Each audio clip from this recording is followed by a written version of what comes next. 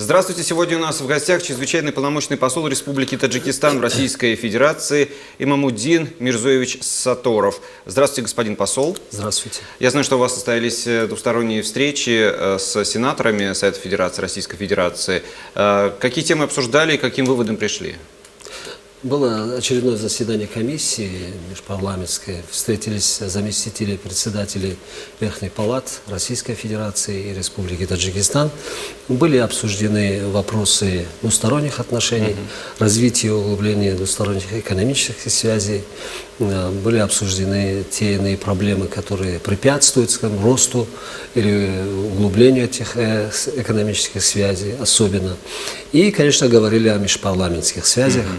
И были обсуждены вопросы проведения очередного форума, межпарламентского форума Таджикистан-Российская Федерация, который пройдет в октябре в городе Душанбе. Но вы уделяете, я так понимаю, больше внимания экономическим вопросам. В каких отраслях, в каких сферах наше сотрудничество могло бы дальше развиваться и углубляться? Ну, в принципе, особенно было обращено внимание на межрегиональные связи между субъектами Палаты регионов, да, конечно, это естественно. Субъекты Российской Федерации и Республики Таджикистан. Следует отметить, что около 80 субъектов Российской Федерации имеют те или иные связи с нашей республикой, имеют прямые связи с областями Республики Таджикистан. Заключено множество соглашений, меморандумов, которые должны способствовать развитию этих связей. Конечно, не только экономика. У нас спектр наших двусторонних отношений, он обширен. Почти во всех сферах мы с Российской Федерацией сотрудничаем. Как мы знаем, Россия является нашим важнейшим стратегическим партнером. И в нашей внешней политике Россия занимает одно из приоритетных мест. Поэтому мы обсуждали и вопросы двусторонних межпарламентских, политических связей, обсуждали вопросы гуманитарного сотрудничества, образования и так далее. То есть мы, в принципе, традиционно у нас сложились очень хорошие, тесные связи с Российской Федерацией. Как вы знаете, Таджикистан и Россию связывает очень много нитей. Поэтому только если взять сферу образования, более 20 тысяч наших студентов обучаются в российских высших учебных заведениях. И это количество год с годом увеличивается. Конечно, гуманитарные вопросы, развитие именно гуманитарной сферы тоже одна из задач, одна из тем обсуждений. То есть еще раз эта встреча еще раз подтвердила, что именно спектр очень широкий, и нам необходимо эти заседания этих комиссий, и межпарламентских, и межправительственных комиссий, они дают действительно новый импульс этим отношениям, потому что мир меняется, ситуация в мире меняется, экономическая ситуация в мире, и поэтому нам следует, я думаю, что почаще встречаться, и это очень полезно. Председатель Совета Федерации Валентин Матвиенко очень часто говорит о том, что нужно переходить от рамочных соглашений к качественному, то есть к практическому их воплощению. Как вы оцениваете эти рамочные соглашения, это работа, которая проходит межкомиссиями на парламентском уровне, на правительственном уровне? Она перешла уже в практическую плоскость или мы остаемся пока в рамочных отношениях? Если взять пример последних 2 лет, где я работаю сейчас в качестве чрезвычайного посла, я могу более, подробно об этом говорить.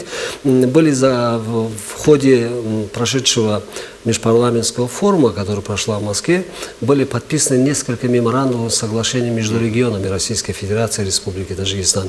Результаты налицо. Например, уже наладились очень тесные экономические связи между Республикой Башкортостан, где мы тогда подписали это соглашение, между Свердловской областью, Краснодарский край, и другие, Ивановская область. То есть после этих состоялись визиты губернаторов России в Республику Таджикистан. И мы видим реальные результаты. И мы видим, что сейчас Республика Таджикистан, несмотря на кризис, который сейчас, экономический кризис, который во всем мире царит, была уникальная возможность для Республики Таджикистан экспортировать свои товары. То есть если взять сельское хозяйство, хозяйства. Вот эта ситуация, которая связана сейчас с теми санкциями, которые Российская Федерация в отношении продовольствия, особенно с Европейским Союзом, ввели и наоборот.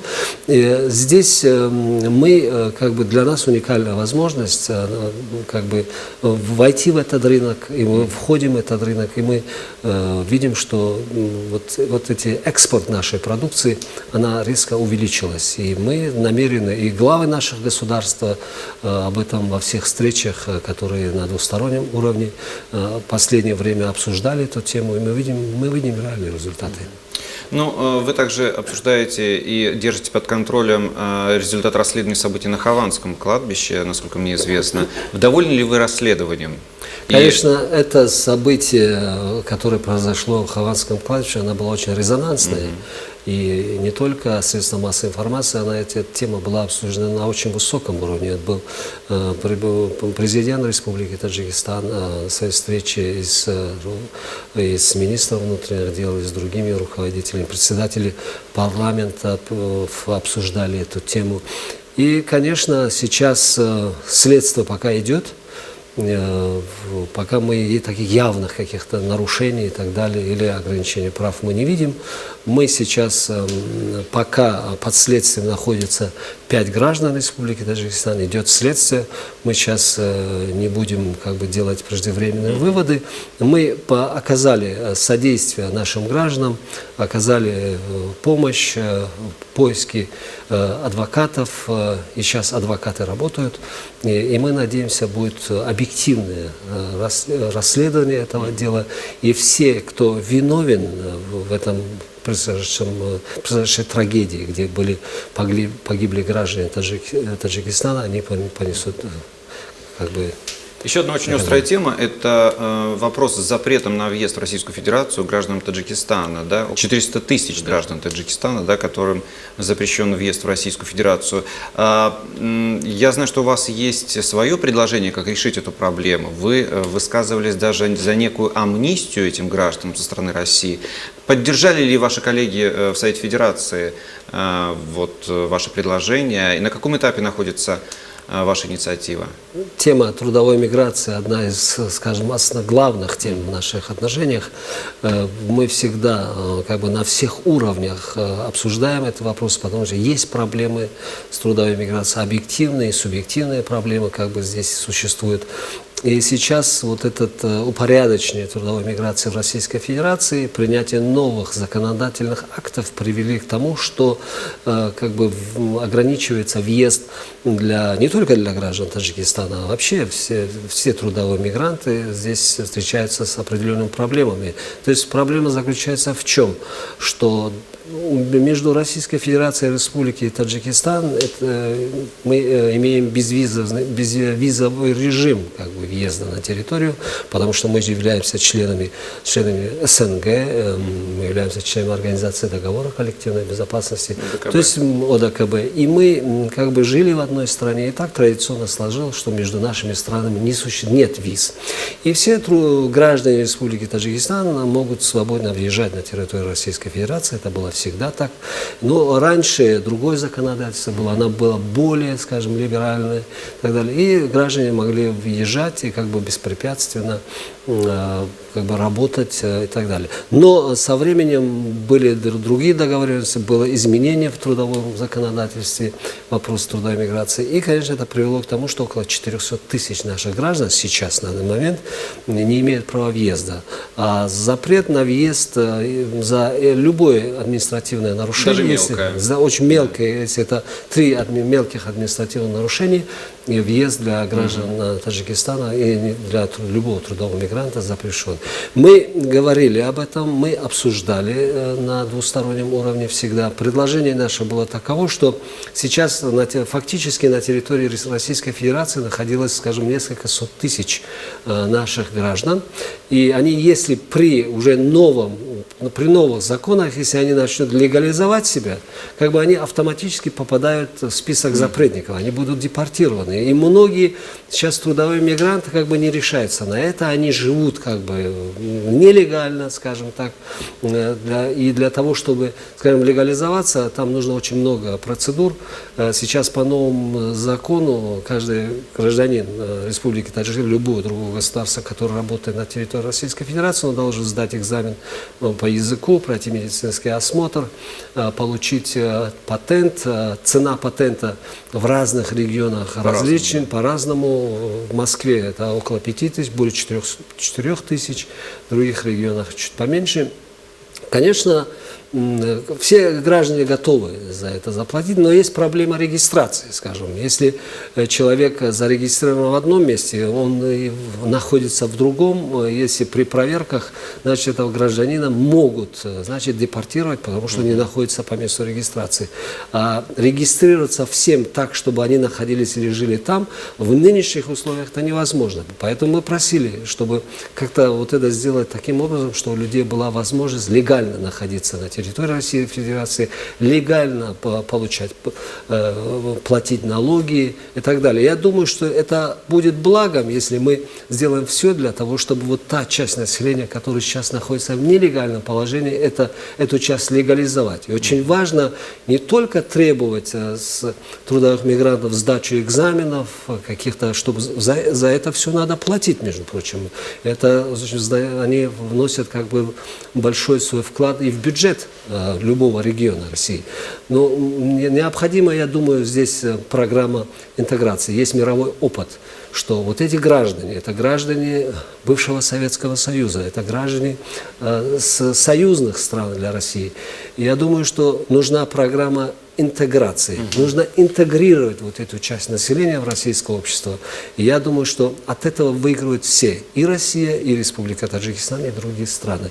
Поэтому идея об амнистии, вот той части населения, которая сейчас находится здесь, если дать возможность, чтобы они легализовались, им дать время, чтобы они легализовались, и если они не найдут работу, они могут покинуть территорию Российской Федерации без страха, что их не пустят обратно. Вот это предложение было мной вынесено на обсуждение. И я вижу, что есть понимание вот этого вопроса. И многие члены Совета Федерации, многие специалисты как бы думают над этим. Но как бы сделать это исключительно для той иной страны, это проблематично, потому что и трудовые мигранты в России есть, многие страны здесь находятся. Поэтому есть другое предложение, прозвучало вот во встрече с руководством как бы, Совета Федерации, может быть внести изменения в законодательство и не выдворять, не депортировать, не запрещать въезд на территорию Российской Федерации граждан, которые совершили какие-то мелкие административные нарушения. Это, скажем, не заплатил за телефон или нарушил правила дорожного движения и так далее. Если мы снимем вот эти проблемы, вот эти административные нарушения, как бы автоматически уйдет эта проблема. Потому что те 400 тысяч, которым запрещен въезд, они не совершали уголовных преступлений. Очень маленькая часть, которые совершили уголовные преступления. Речь не идет о тех гражданах, которые совершили уголовные преступления. Они должны быть депортированы, их можно не впускать. Но те граждане, законопослушные граждане, которые в силу каких-то обстоятельств не смогли, скажем, заплатить за телефон или за какие-то коммунальные расходы и так далее, они будут депортированы. Я думаю, что я считаю, что это как бы слишком очень суровое как бы наказание. Если мы снимем эти проблемы, тогда мы снизим вот это количество запрещенных въезд. Но я, в принципе, как бы остаюсь при своем мнении, что если как бы амнистия это бы решила, но если это невозможно как бы сделать, тогда нам нужно как бы очень подойти вот этим законам так, чтобы люди могли бы действительно без каких-то проблем, без препятствий как бы находиться здесь. Господин посол, но, насколько я понимаю, тогда вы приходите уже к пониманию с членами Совета Федерации о том, что необходимо вносить изменения в законодательство Российской Федерации. В этом плане есть понимание? высказали... Вот есть понимание в том плане, что да, надо вот по административным нарушениям, надо действительно делать какие-то изменения, потому что в мировой практике как такового нет. Мне, конечно, приводят примеры, что страны Шенгена и так далее, но, в принципе, я долгие годы работал в Европе и в качестве посла, и в качестве дипломата. В принципе, за нарушение правил дорожного движения там не депортируют граждан. Это точно. Да, и последний вопрос, он касается вообще миграционной политики и в отношении с Таджикистаном. В общем, мы сейчас на каком пути находимся и в каком положении наших стран? То есть, насколько мы близки для того, чтобы этот вопрос снять? Имеется в виду вопрос, миграционный, да, прежде всего, да. Я думаю, что нам нужно, наша задача нужно донести до тех людей, которые принимают эти законы, вот суть, суть этой проблематики. Потому что те люди, которые рассуждают, это эмоциональное рассуждение о теме трудовой миграции и так далее. Нужно, если думать о взаимовыгодном сотрудничестве, если думать о взаимной выгоде, я считаю, что трудовая миграция из бывшей территории, из республики бывшего Советского Союза, это благо для экономики России. Даже в условиях, посмотрите мировой опыт, если в других странах, хотя мы говорим сейчас о проблемах трудовой миграции, но в некоторых странах мира интегрируются или в огромном количестве этих трудовых мигрантов. Некоторые страны из-за демографических проблем имеют квоты по несколько сот тысяч в год. Я считаю, что вот трудовая миграция связывает наши страны, как бы еще ближе. Это та нить, которая нас связывает. Это пространство, которое называется пространство бывшего Советского Союза. И если эти граждане, которые близки нам по ментальности, мы все-таки мы жили в одной стране, мы ментально близки, мы говорим на общем языке.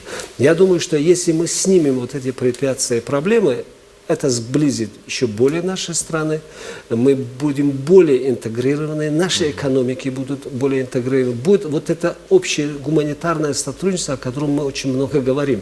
Поэтому нужно именно снять вот эти проблемы. И мы доводим сейчас до сведения вот депутатов и так далее, что мы считаем, что это очень важно для развития наших связей. И самое главное, это выгодно для экономики наших стран, потому что это огромное пополнение бюджета. Если несколько миллионов трудовых мигрантов со всех стран будут жить легально, будут работать легально, они будут платить, и это будет работать на экономику России.